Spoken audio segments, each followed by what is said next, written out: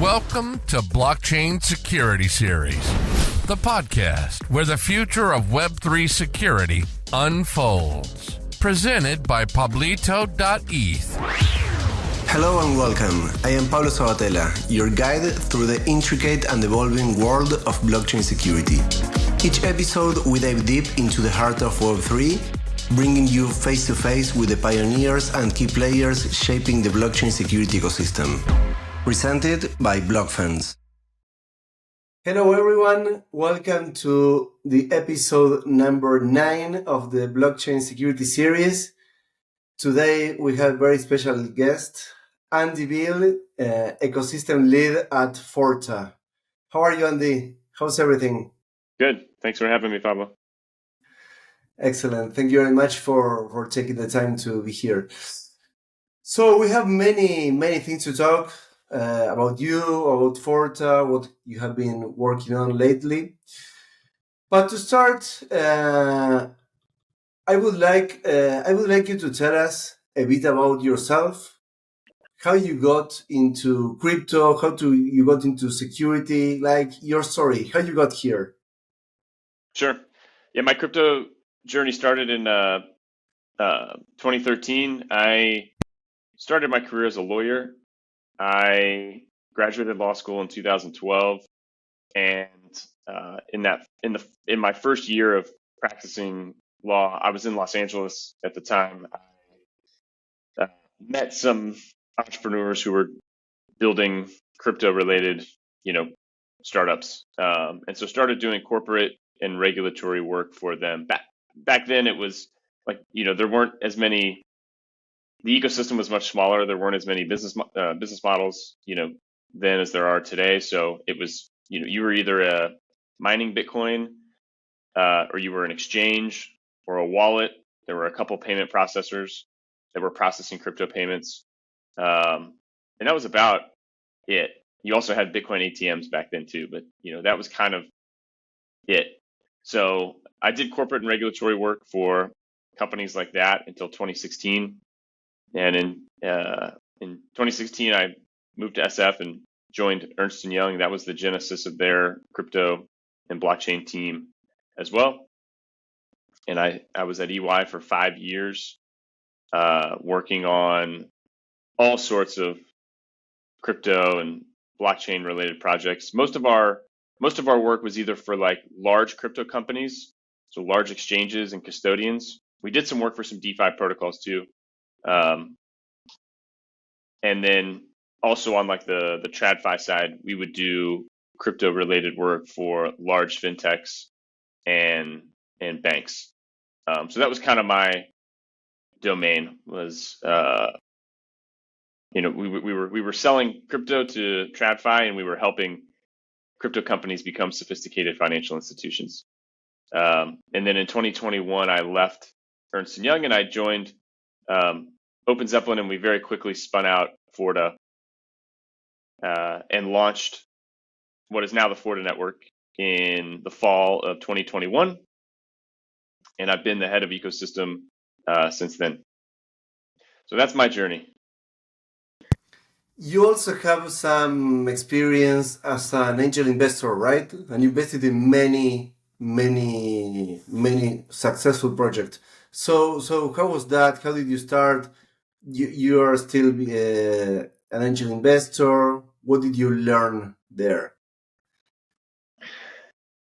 Yeah, I started investing in most of my early angel investments were in crypto projects that I was close to and familiar with. My investing philosophy is is not too complicated. I mostly invest in friends and people I respect. And so I don't do it professionally. It's certainly not a full-time job. But I do it, one, so I can support people that I like. It's also a way I have found that investing in having some skin in the game is a great incentive to really understand the ecosystem that company operates in. or just understand that company and their products and technology better. So it holds me accountable for sort of learning about that space. I've also done some, non-crypto related investments over the last couple of years too, and those are also, largely for the same reason, just because I think those industries are interesting, and it forces me to, pay attention and learn more about that space. And if there's upside to it, fantastic. So, but I would say that it is, if the goal is to maximize your returns, I don't think angel investing is the right approach unless you have amazing deal flow. And in crypto specifically, you are investing in like pre-seed or seed rounds where the valuations are still fairly reasonable. If you're buying into later rounds, or investing into projects once they've hit liquidity, and you're buying them on the market, like it's valuations at that point are usually extremely high. So a lot of this is playing out right now too. There's a lot of talk about how by the time a token goes live, the early VCs are already way in the money, have already made 100x, and so and that's before there's really been any product market fit or any real user base or ecosystem to speak of. So I would not advise someone just getting into it to sort of focus on angel investing unless you have amazing deal flow, and you can get in in those really early rounds where valuations are still fairly low. Or, as you said, if you want to learn and be more involved with the projects, I think that's right. That's probably how I justify losing money on some angel investments. Is well, at least I learned something. That's nice. That's nice. I agree. So let's start talking a bit. We will talk a lot about this, about Forta. So what is Forta? How it started? Let's go from the basics. Yeah. So the analogy I have used for 2.5 years to describe Forta is the Forta Network is a giant security camera and alarm system for Web3. So I am a visual person, so I think about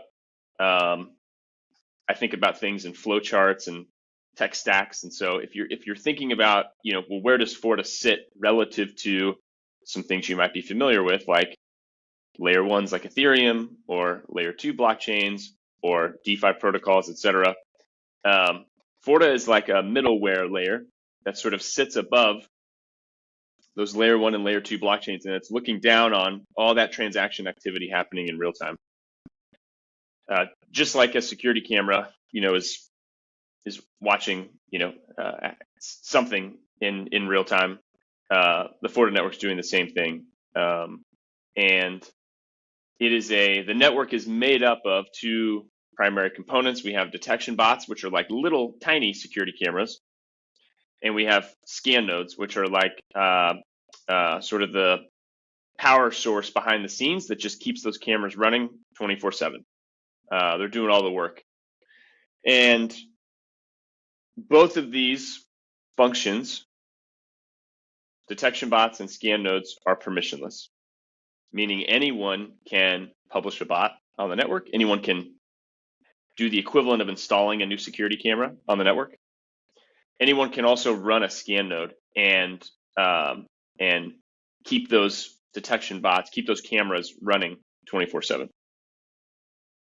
So when we talk about sort of the Forta network, it's the network is comprised of those two sort of technical components.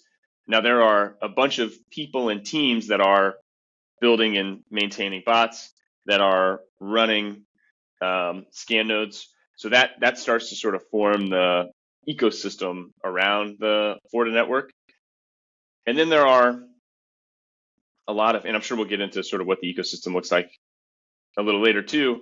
But there are also, people and teams who don't contribute scan nodes or detection bots to the network, but they just they're using the network passively. They're benefiting from it as a user. And so what does that look like? How do you use Forta if you're not, a developer publishing a bot on the network or infrastructure provider that's running a scan node? So the network is generating when it's watching transaction activity in real time. When it sees something that it's looking for, could be an exploit, could be a malicious smart contract, could be a phishing attack, could be a rug pull, a scam token was just deployed. Any number of things that look either malicious, suspicious, anomalous, etc.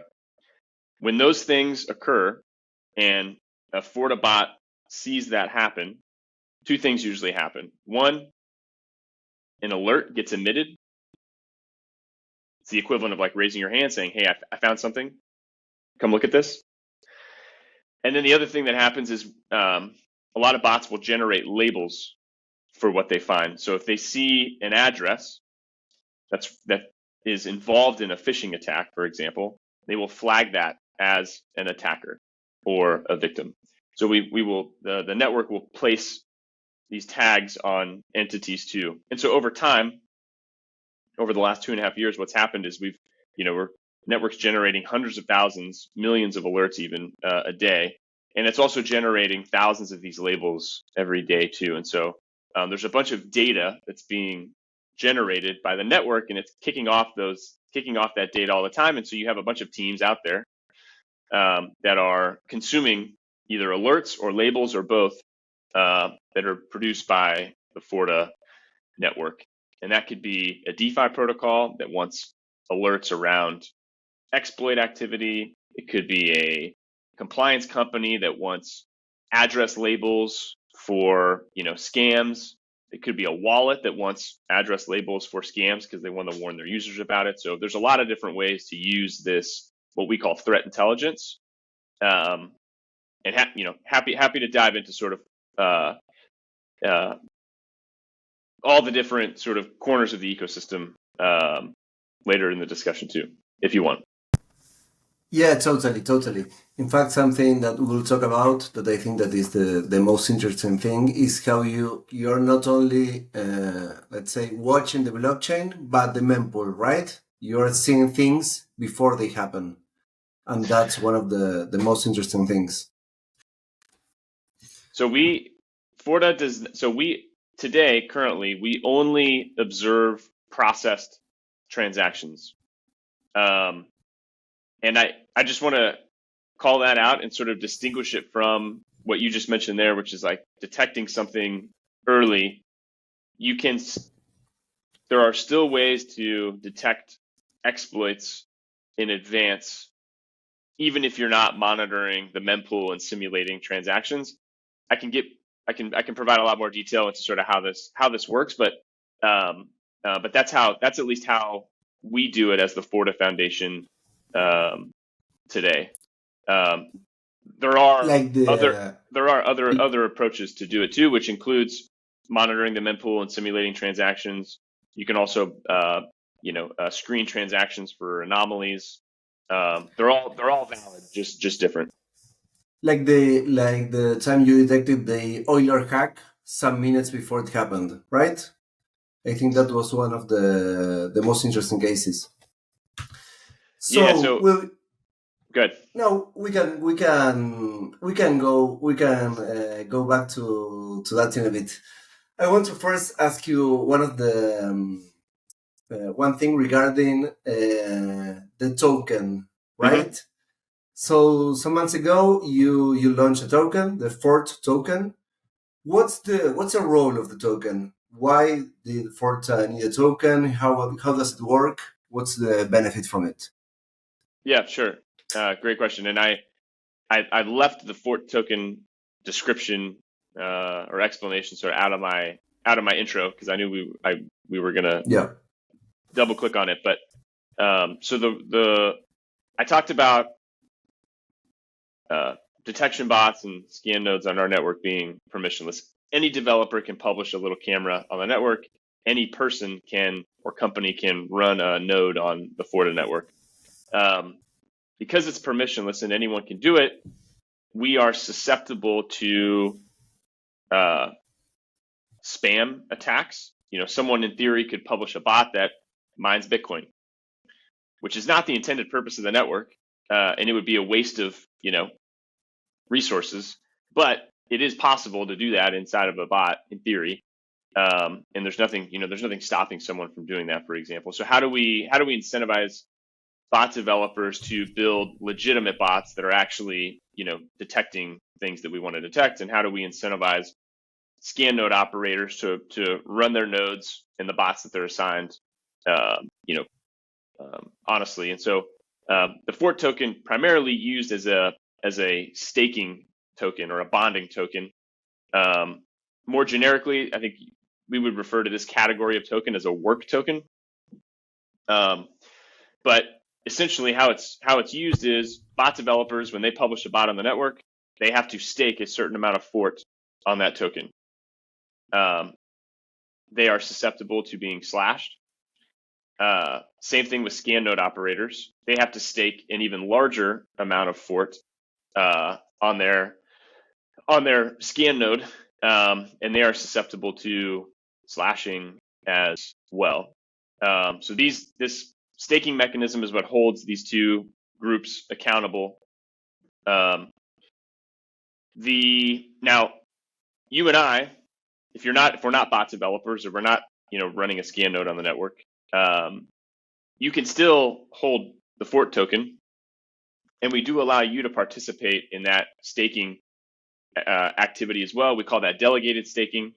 So you're just delegating your Fort. In this case, it would be to scan node operators, and so that's been delegated staking has existed, I think, for a little over a year now, and we also just recently announced a staking vault for this, which just makes it really easy for any Fort token holder to participate in the staking process. Prior to the vault, it was a little bit more cumbersome from a UX standpoint to do it. So feedback from users was, hey, we need you to make this easier. So we launched a vault that really streamlines the process, and we've seen a lot more Fort staked as a result. And that was just over the last really week. So that's been really exciting to see. The secondary use case for the Fort token is as a governance token, like a lot of decentralized networks. There are certain decisions in the network that are delegated to the community to decide, specifically around scan nodes and different reward components, incentives, things like that. And so Fort token holders can participate in those decisions as well. Excellent, very very interesting. So and I saw the news regarding the staking vaults, the delegated staking vaults some weeks ago. That was I think it was 10 days ago or 2 weeks ago. Very very nice. So nowadays, what does the ecosystem around Forta Network look like, from the people developing the bots, the ones who are then running the bots, the users? How are you seeing it?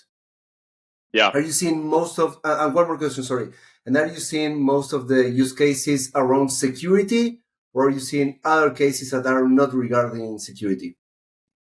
Great question. Yeah, let me take your second question first. So, with respect to what types of monitoring are happening on Forta, when we started, a lot of the use cases were what we would call operational monitoring, which is monitoring your DeFi protocol, your smart contracts, sort of on a daily basis to make sure that things are working properly. Think about like an instrumentation dashboard if you were flying a plane or driving a car or something like that, right? You'd see all your levels, things look good, you've got good gas, good speed, good altitude, whatever. That there are equivalent things like that to, for a DeFi protocol. And so a lot of the bots that we saw in the early days were dedicated to operational monitoring of DeFi protocols. Interesting and useful, but it wasn't the killer application that we thought, Forta was, should be used for. So we started to do, as the foundation, started to invest in what we call threat detection. And this is looking at transaction activity, looking for malicious and suspicious things.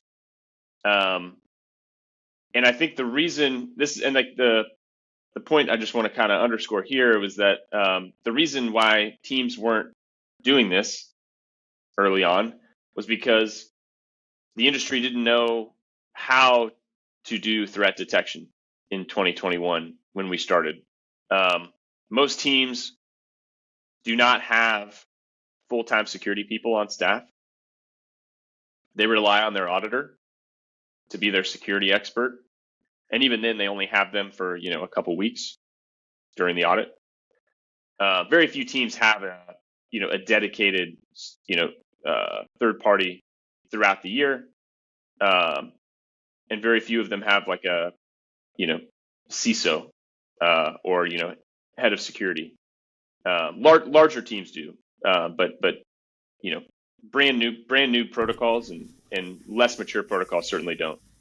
No, and even big projects don't have a chief security officer. That's something we always say that the industry is lacking, in my opinion. Yeah, we agree with you there. So I guess in hindsight, it was not surprising that all the DeFi protocols were just doing operational monitoring on Forta, because that's, as developers, that's what they were focused on. That's what they know how to do, right? They know how the smart contracts work. They know how they're supposed to work. They wrote the code, but they're not security people. So they're not thinking about monitoring for threats necessarily. So we started to do that. And I think, we really kicked off sort of what is now known as, real-time threat detection. I think that category didn't exist a couple of years ago. Now it's a much more crowded space. There's a lot of threat detection happening. There's a lot of security teams out there doing real-time threat detection, real-time exploit detection, real-time scam detection. And so it's been really cool to see sort of the maturation of this vertical within Web3 security. So those are the types of use cases that are happening on Forta. I guess you could kind of say it's all under the security umbrella, but there's like operational security versus like threat detection, which are two very distinct things. I'm sure there's been experiments using bots to do other things, but the vast majority of things running on the network today are related to operational or security monitoring. Yeah. Now back to your first question, which I think was around sort of what the ecosystem looks like. Exactly.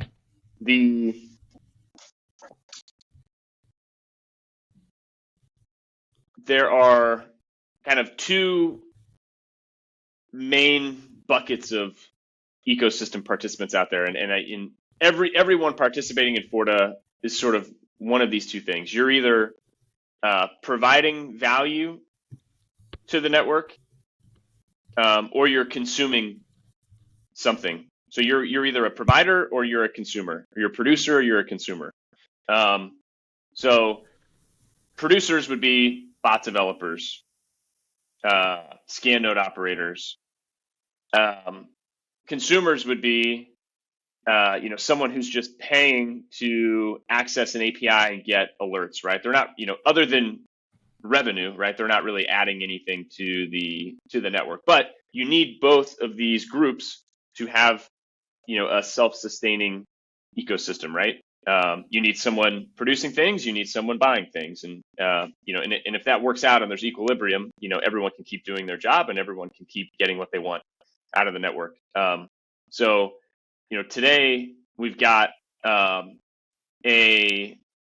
lot of bot developers and scan node operators and other, and this would include security teams like BlockSec, Nethermind, Chain Patrol, etc., that have bots that are running on the network. So they're all what we would consider to be sort of producers on the network, right? They're providing some security value. And then we've got a bunch of other teams on the other side of that kind of marketplace.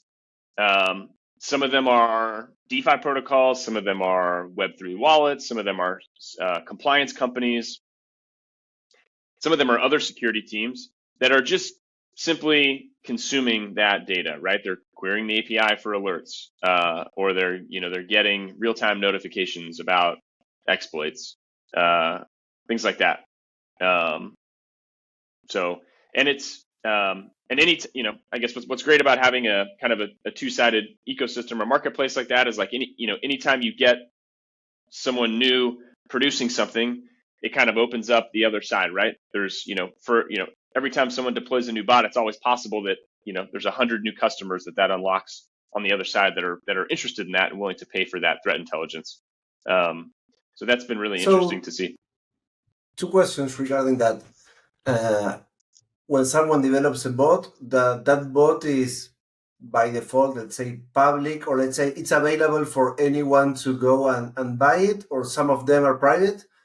And my other question related is there also like a demand for someone saying, okay, I need someone to build this bot for me, and then some of the developers that are there go and build them on demand? So yes, there have been situations in the past where teams have wanted a bot developed, didn't have the bandwidth to build it themselves. They usually would issue a grant, and then a dev or a dev team would build that for them. That actually happened a lot. A lot of the DeFi protocols that used Forta early on did so via grants. So they would work with usually dev shops, not individual developers, but they would work with dev teams and fund the development of those bots. Because like you and I both just acknowledged, a lot of these teams don't have a lot of security bandwidth. Their dev teams are just working on core product stuff. They don't have a bunch of time or really interest actually in spending a bunch of resources, building threat detection bots. They'd rather pay an expert to do that for them. So we did see a lot of that early on. And then you asked about, are all bots published sort of public, available, or are there private ones? There are ways to develop what we call like private bots with private alerts. There are a few teams that do leverage those privacy tools. It's a small minority of teams and bots, though. The vast majority are public, and by default, if you publish a bot on the network today, it is available under like our general subscription plan. So, Pablo, if you publish something today and you just use the normal SDK and staked 100 Fort on that bot, it would be active. Nodes would run it. It would start producing alerts, and anyone in the world could go and subscribe to that bot's alert feed. Very, very interesting. So, Forza launched 2.5 years ago, right? So, You started with threat detection in that moment. How have you seen the ecosystem evolved since that moment? I mean, the threat detection from Forta and the ecosystem in general. Yeah. Well, it's Because changed. no one It's changed a was lot. doing that That's right. when you started. That's right. Yeah, no one. There were probably. I mean, to be fair, I think there were probably maybe 3 or 4 auditors who were doing some maybe mempool monitoring in 2021. I believe teams like BlockSec and PeckShield and Certic may have been doing some of that back then, but it certainly wasn't being done. It certainly wasn't being done, by DeFi protocols. And it was not a service that was being provided to DeFi protocols, and there were no tools that made it easy for DeFi protocols to do this. So it was a very, if it was happening sort of internally at security companies, largely for their benefit, and there wasn't an industry around it. So over the last 3 years, you've seen real-time threat detection emerge as like a legitimate kind of part of the security story. I think when we started, most teams, and this still unfortunately happens, I think, too often today. Most teams, when they think about security, they think about a smart contract audit. Hopefully, you're getting multiple. Maybe now you're doing an audit competition too. After that, you deploy your contracts, you set up a bug bounty program, and then you call it a day. I think that's the extent of most teams' security programs. And it won't change unless they get exploited, right? That's when they really start to pay attention, unfortunately. So you have seen historically so much of the focus placed on the code itself, and I think there's a couple reasons for that. Again, just my opinion, but I think one of the reasons is that you have developer teams that are responsible for this.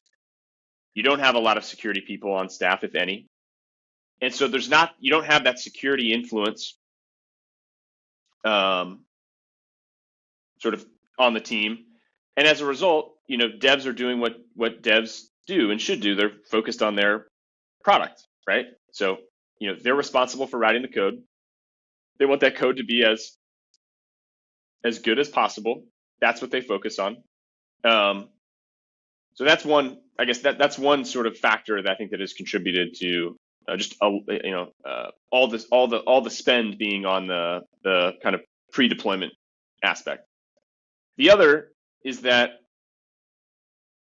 3 years ago, why would you not spend all your money on pre-deployment? Because once you deploy those contracts, there's nothing you can do to stop a malicious transaction, even if you detected it. Something that we'll talk about a little bit more, but I'll kind of preview now, is the vast majority of exploits today are detected in advance by someone. There is a security team out there that detects an exploit in advance every time. At least one team, oftentimes multiple teams.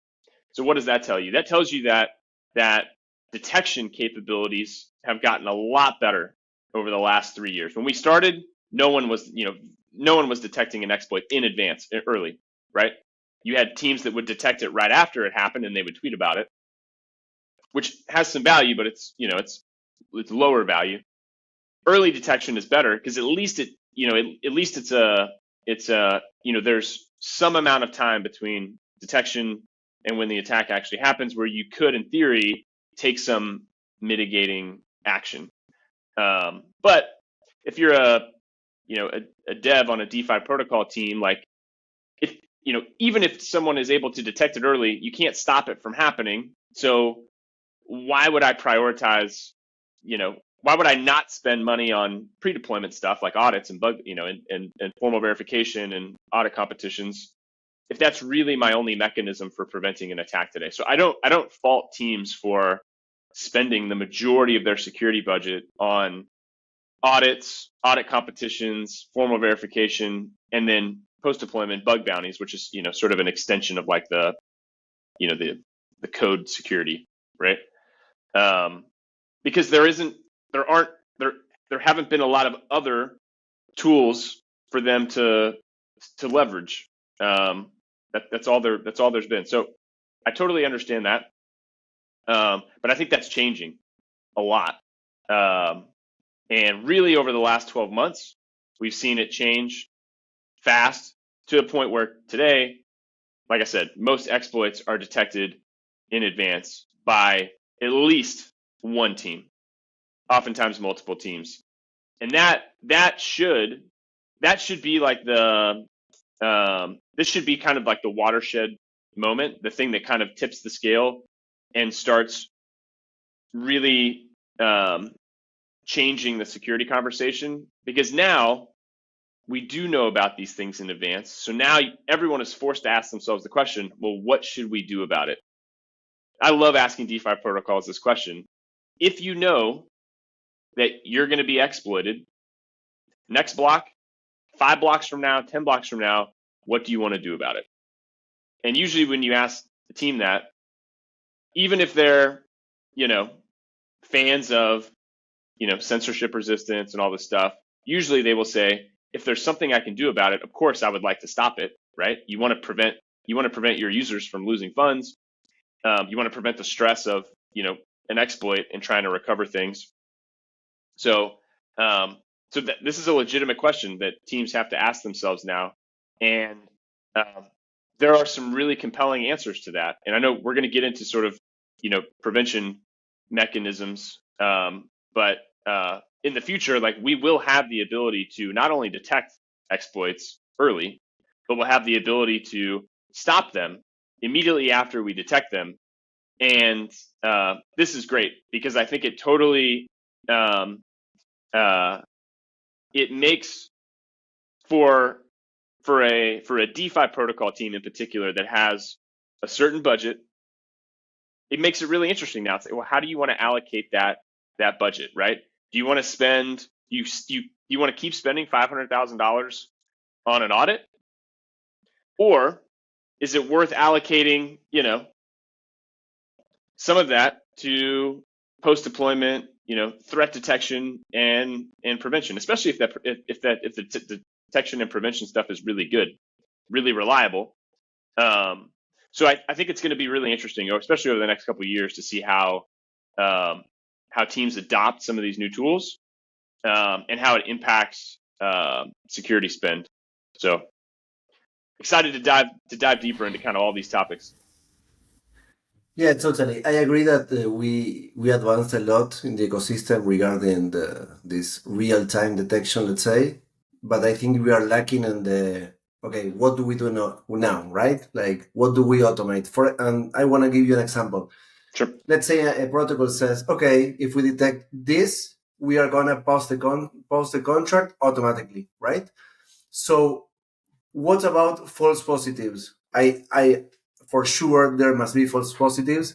Have you seen like a trend of bots after sometimes getting better? And do you think that in sometimes these algorithms, these bots will have, let's say, will be more confident on the results, and we will be able to have those kind of killer switches or something like that? Mm-hmm. So there's a lot of different parts to your question. Let me kind of tease out the different things. So one part of the question is sort of what mechanisms are available to teams. So you mentioned like front running with a pause transaction. There's also a rescue form of front running too, but that's one mechanism. There are many other ways to sort of mitigate the damage from that transaction.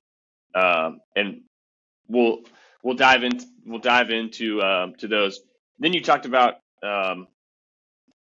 the accuracy of detection, false positive rates. So let me dive into that one a little bit first, because that speaks to sort of the detection approaches that are used today. So I think there are three primary ways of detecting exploits today. The first, and the way that the Forta Foundation has historically done it, is using initial funding signals and identifying malicious smart contracts as sort of the key sort of factors. So usually an exploit has to be set up. It doesn't just happen. There's some things that are there's a couple steps that an attacker has to go through. Usually they need some money to pay for gas fees at a minimum to execute an attack. Well, that money has to come from somewhere, right? And they don't want a direct link back to like their Binance wallet, for example, because then it's easier to identify who they are. So they will often wash the funds that are used to carry out the attack through a privacy protocol like Tornado Cash or something else. So you can monitor Tornado Cash withdrawal activity as one sort of signal. So Forta has bots running on the network that are looking at all TC withdrawal activity. By itself, you can't make a determination about that, but it's a useful signal. Second thing we're looking at is what are those funds coming out of Tornado Cash being used for? Well, if we see a withdrawal that's then used to fund a fresh smart contract, now this starts to look like attacker patterns. So let's look at that contract. What can we determine about that contract? So this is where machine learning often comes in, and we've written a lot of blog posts about this and presented on this. This is also where false positives come from. So when you're trying to do real-time detection, automated detection, you're using heuristics, algorithms, machine learning models to do this quickly. That's how you do it at scale. But when you're doing things in an automated way based on rules or training models, you are susceptible to the occasional false positive. It just depends on sort of how finely tuned your rules and models are, right? So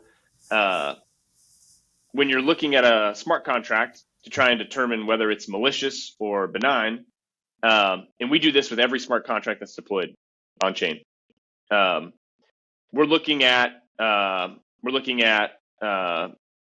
opcodes, bytecode, and looking for patterns in that we would typically associate with exploiter contracts.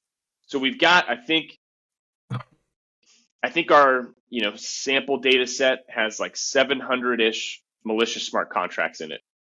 So all the if you go on like rec.com, rec.news, they do a very good job of including attacker address and contracts details on there. So if you just went back over the last 5 years and took all the malicious smart contracts that were associated with those exploits, you could build a training data set, and then you teach a model to identify a new malicious smart contract based on all those old ones.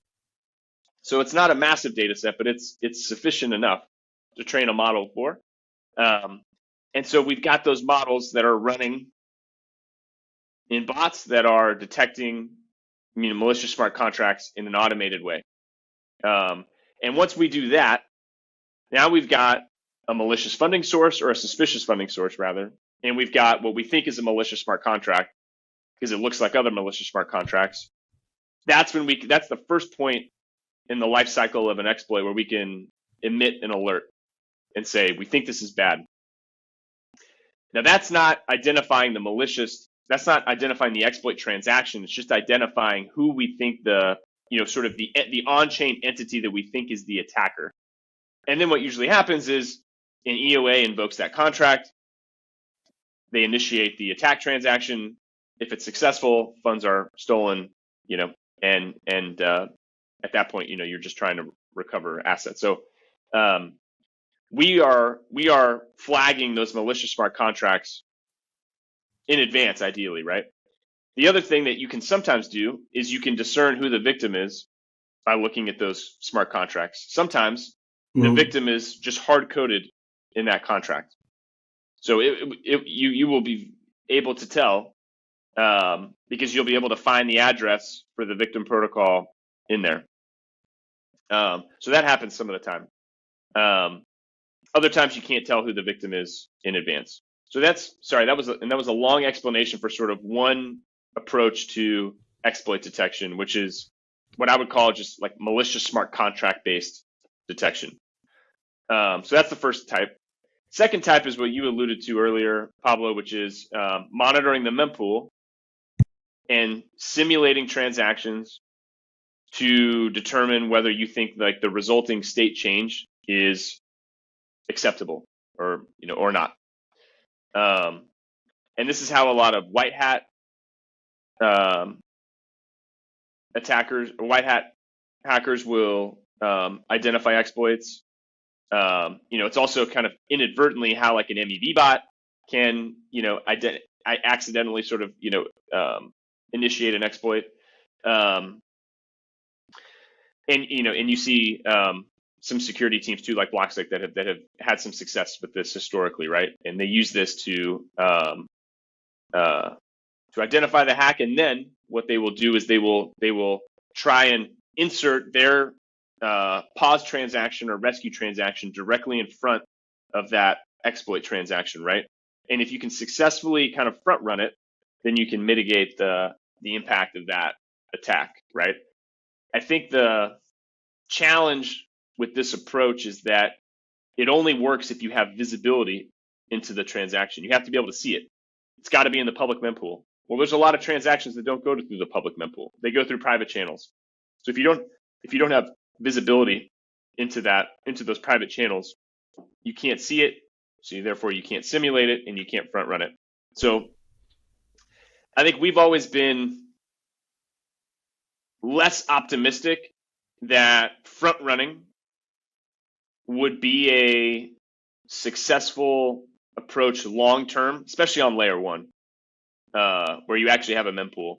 On L2s, it might be more sustainable, especially if you have a centralized sequencer. It's much easier to focus on transaction ordering because you just have to it's all done by one party, and they can see 100% of transactions. So it's more legitimate on L2s right now, especially when you have centralized sequencers, but certainly harder to do on like an L1 like Ethereum mainnet. So the third approach, so I guess I would call that like transaction simulation, mempool simulation. Third approach is anomaly detection, and I think the quick description of the anomaly detection approach is you're trying to determine what normal user behavior looks like and sort of define that. And then anything that's not normal is therefore abnormal or an anomaly. And you would, try and screen that out. So for example, you can, if you go back and look at the last year of transactions on Uniswap, you will be able to very easily map what user behavior looks like, right? The vast majority of people are interacting with Uniswap to, do simple swaps, right? Or they're providing liquidity as an LP, something like that. So my guess is, 99% of transactions sort of are related to like those two behaviors, right? And there are function calls in those contracts that are associated with that. And you can very easily sort of map what the execution path of normal behavior looks like in those smart contracts. An attacker who's initiating an exploit is probably doing something that looks a little bit different than that. And so you can identify a lot of exploits simply by trying to identify things that look abnormal from an execution path standpoint. And so I think there's a lot of legitimacy to the anomaly detection approach also. I think it's effective. You haven't seen as many teams try and leverage it yet, but I'm sure in the future that will be one of the ways that teams do this. So those are the three. Just to kind of recap for everybody listening, you have malicious smart contract detection, you have transaction simulation, usually at the mempool or sequencer, and then you have anomaly detection. Those are the three. Excellent. Yeah, and regarding transaction simulation, there's something that attackers are doing nowadays. That, for example, you see a contract, a smart contract that has two paths, right? One path that is the normal one, and the other one is the malicious. And the smart contract has the normal path, let's say, activated. So when you simulate the transaction, it seems to be okay when it's analyzed. But then, if the person really sends a transaction to the mempool, that transaction is front-run. The attacker updates the smart contract state, and then when the transaction gets to the smart contract, it has already been updated and it's malicious, right? So that's it's like a cat and mouse game. That's pretty clever. Yeah, very clever. Yeah. So now we have been talking about the present, right? But what do you think that the future looks like for threat detection and prevention, right? What's coming? So I think it all starts with the fact that I shared earlier, which is most exploits are detected in advance today by someone. Totally. That's what tips the scales here, and I think opens up this new area of Web3 security around prevention. Because now we have reliable detection. That's the first step. So you mentioned front running, Pablo.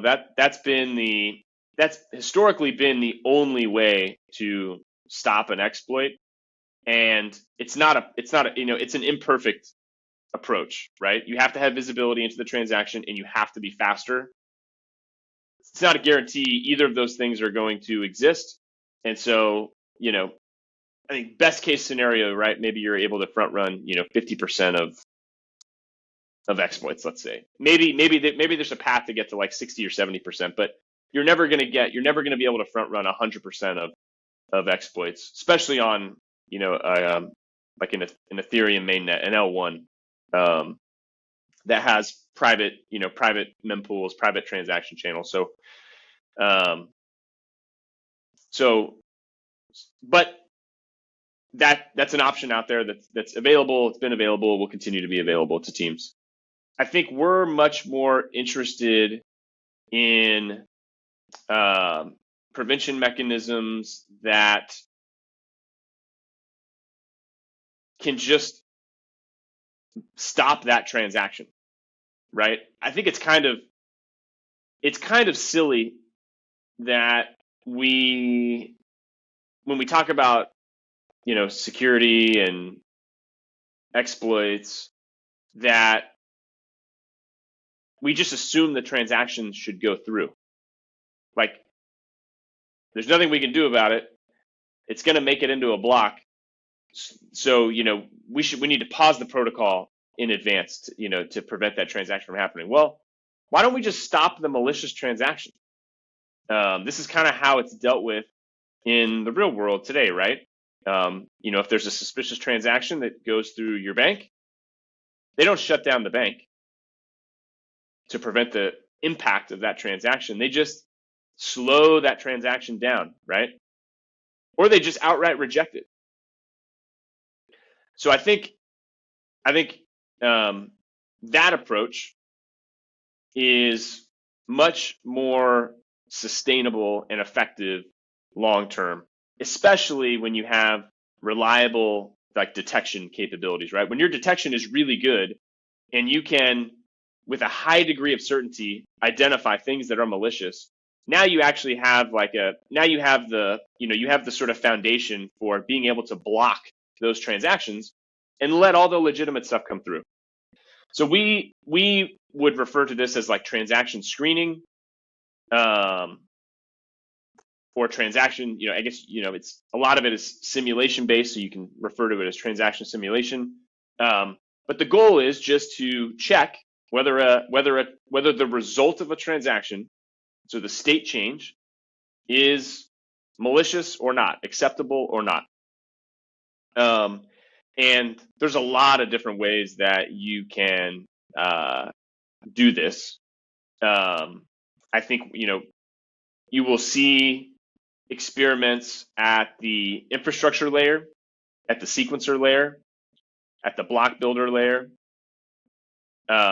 You will see experiments at the application layer, where it's being implemented, directly with like a DeFi protocol.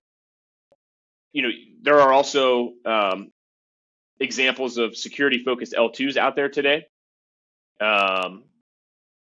that sort of just embed these checks kind of natively in the architecture of the rollup.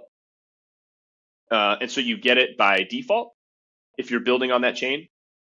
So there's all, and then you still have, the sort of front running, options available to you as well. But I think the transaction screening mechanisms, regardless of where they're integrated, whether it's the block builder sequencer layer, or you're doing it at the smart contract layer, I think the effectiveness of those is going to be much higher. And so I think as a result, we're more optimistic about those approaches, and that's what we're really spending a lot of time on at Forta is thinking about what the future of that looks like, and trying to sort of trying to refine our kind of vision for what prevention and transaction screening should look like, especially in a future where you have shared sequencers, and things like Suave, which kind of decentralize the block building and mempool aspect of the tech stack. So I think a lot of those like core infrastructure components are going to change a lot over the next couple of years. Right now, every L2 has a centralized sequencer, but in 2 years, that might not be the case, right? We've got things like Espresso and Astria and others that are launching shared sequencing services, and I'm sure over time, rollups, a lot of rollups will adopt those. And so, what does screening look like in that future? That's what we're trying to figure out and design for right now. Yeah, and related to this, there's also the Rollup IImprovement Proposal 7614, right? The objective of exposing gold stacks to contracts, right? With the goal of preventing smart contracts exploits. So what do you think about this RIP? Yeah. So RIP 7614 was our attempt at making transaction, security screening available at the smart contract level. And the concept was that you could add a modifier to your smart contract that would require a security check if a certain function was called. So you could integrate it for all transactions or just for a type of transaction, and that would what it would do is when there was a pending transaction was coming in, for that transaction to be valid, it would have to be checked by this third-party security oracle. That was basically just a list of malicious smart contracts that we had identified. And so let's say we've got 100 malicious smart contracts that we've identified over the last month that are on that oracle smart contract. every transaction coming into that DeFi protocol would be screened against those 100 addresses to see if any of those addresses showed up in any of these pending transactions. This would be a way to, screen for exploits. Now, it turns out it's a pretty crude way of screening, but it was just an example that we were experimenting with. The challenge with this approach is that it's pretty easy to circumvent the checks. So if you are an attacker today, if you deploy a smart contract, invoke that contract, carry out an attack, the message sender in that transaction will be the attacker, and the malicious smart contract, will also be there as sort of the entity that's calling the DeFi protocol. All attacks today would show up in those two fields, so you would be able to see it. However, if a hacker knows that we're screening for that, then they can hide behind proxy contracts. They can hide behind delegate calls. They can hide deeper in the call stack, and they can sort of, put a disguise on, basically. And a DeFi protocol, shockingly, doesn't have visibility that far down in the call stack. So they are susceptible to hackers like hiding behind these different obfuscation techniques. So that would completely circumvent the security checks that we were doing at the smart contract level. So our RIP proposal was, let's give DeFi protocols full visibility into the call stack so that they can screen, and attackers couldn't hide behind proxy contracts and delegate calls. So this would require, and it's an RIP because we were pitching it to rollups. So it's the equivalent of like an EIP for Ethereum, but for layer 2s. And our thinking was, we could, this could just be like it could be a precompile, which is like a template smart contract that just kind of lives at the EVM level that anybody building on top of that chain gets access to. So it's like a standard smart contract that you can kind of leverage, basically. So if we implemented this call stack as that precompile on an L2, any DeFi protocol on that L2 could then get full visibility into those transaction details. And it is kind of shocking that like DeFi contracts don't have access to this today. They're the only entity in the transaction lifecycle that actually doesn't have access to that. Like the attacker obviously can see it. They're the ones initiating the transaction, but the builders who are building blocks and they simulate transactions at their level too, right? They have access to the full call stack. They can see the attacker contracts, but the DeFi protocol can't. So we thought that was very, it's accidentally very unfortunate for a DeFi protocol that they can't see this information because they can't use it. And so this was an attempt to give them better visibility. The challenge that we ran into, and we've since deprioritized this RIP, was that there just wasn't a lot of urgency from L2s to adopt a infrastructure level change like this. They had a lot bigger priorities, frankly. There was also some complexity around doing it for like ZK EVMs. It was a little more technically complex to do than a regular EVM when you had to deal with ZK proofs and things like that. And so for those reasons, it's been deprioritized. However, if it looks like in the future there is a path to get this RIP approved, and it seems like there's more support from the community and L2s are more receptive to making this change, it's something that we we'll absolutely revisit. Yeah, and like we say, in crypto, it's always everything is related to incentives. So let's hope these kind of initiatives are let's say supported before the incidents happens, Mm-hmm. right? Yep. Yeah.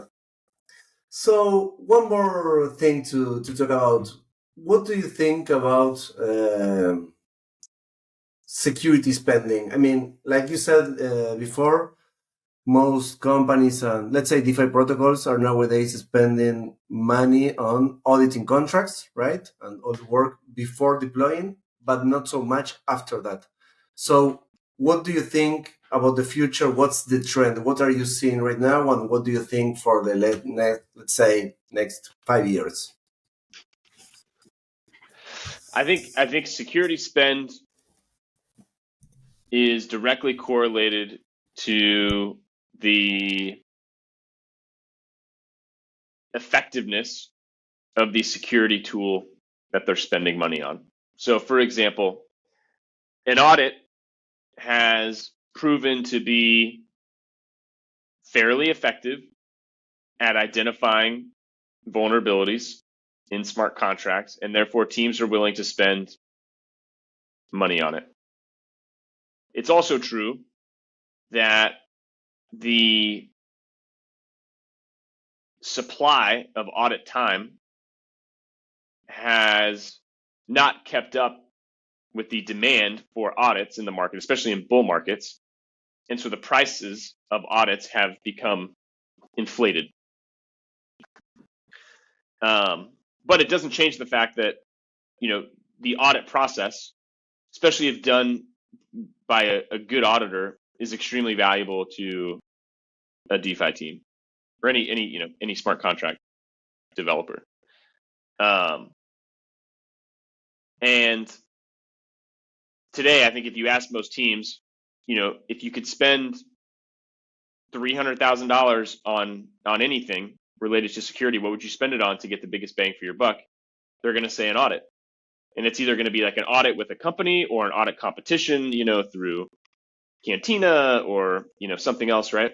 But I think that's fair because over the last 5 years, that's really been the only security tool kind of available, to them to, identify vulnerabilities and prevent exploits. I think that is starting to change. You have a lot more security tools available that detect threats in real time. And over the next year or two, there's going to be a whole new crop of security mechanisms available that don't just detect malicious activity, but have the ability to prevent it. You can throw out those transactions if you don't want them. And the chain can make that decision, or the DeFi protocol can make that decision. Whoever wants to make that decision, but you have the ability to block those. So I think it becomes now it's a much more interesting conversation. So, okay, you have that $300,000 or $500,000. I forget which number I used. It's $500,000. Now you have, the same sort of audit ecosystem that exists today, but you also have this really robust, effective post-deployment kind of security ecosystem too that's providing a lot of threat detection tools and threat prevention mechanisms. How do you want to allocate your 500K? And I think it's just sort of natural to assume that, over time, a larger percentage of the security budget is going to start going towards threat detection and prevention, because we're starting at basically 0% today, right? Virtually 0% of the team's security budget spent on monitoring and detection because you just don't have a lot of, robust, reliable tools. But over time, that will become maybe 10%, then 20%, then 50%. And my hot take is that eventually a majority of security spend will be on threat detection and prevention tools. And the reason I say that is because I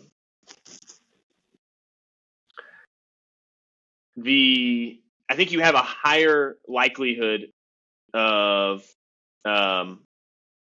stopping bad things from happening by investing in those tools than you do in, a second or a third audit, for example.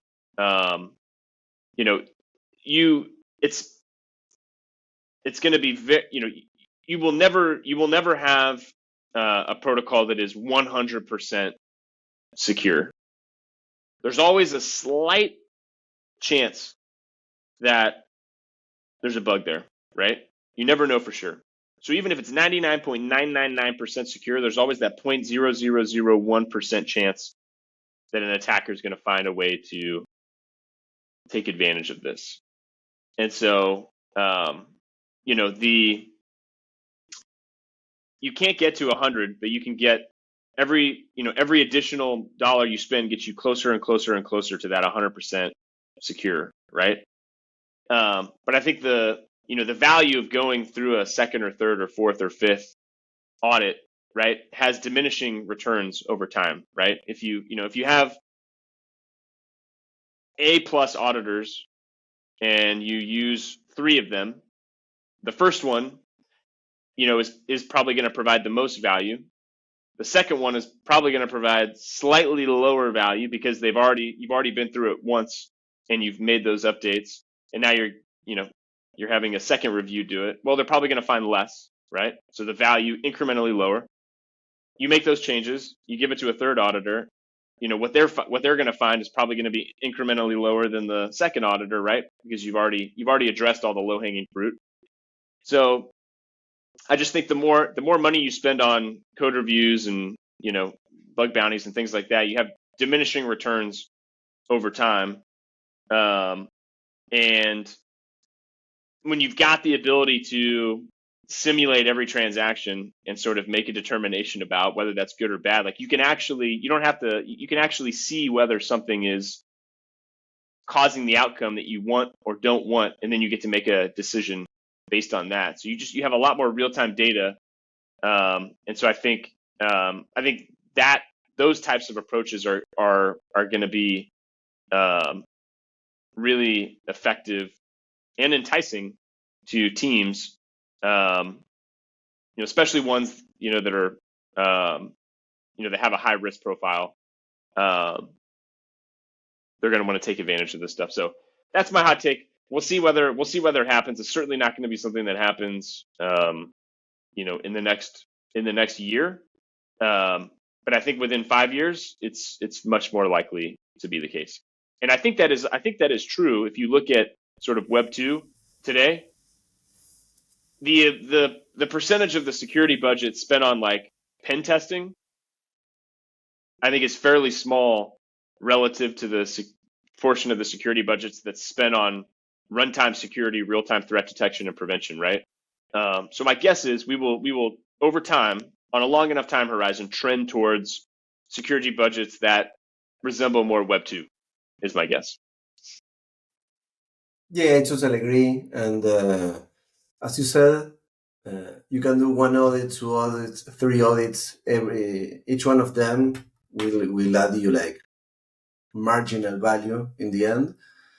But in the end, even if a contract has been audited by 10 different auditing companies, it can have a bug anyways, and it will be exploited if it has.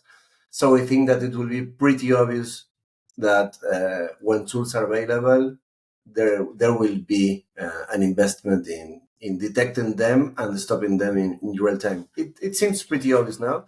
And I also agree that I think that we are in the right path. And that I hope that in a bit less than 5 years, we have all these solutions available, right?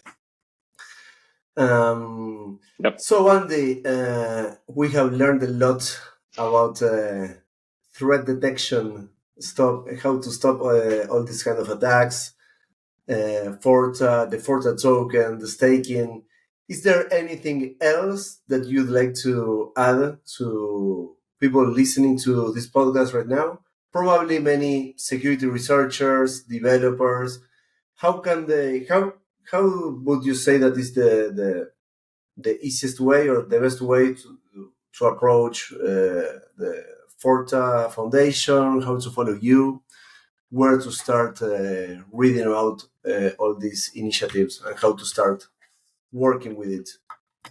Yeah, I think if anyone is interested in, machine learning based threat detection using AI or machine learning for security, I think we'd love to speak with you. So you can reach out to me directly on Twitter or Telegram. You can also just reach out through the Forta website or on our Discord, and someone from the team will get back to you.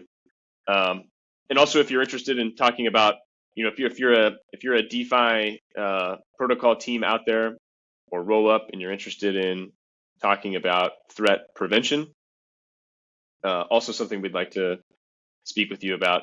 So I'm at AJ Beal on Twitter. I'm at Andrew_Beal on Telegram, and you can also reach out through the Forta website, forta.org.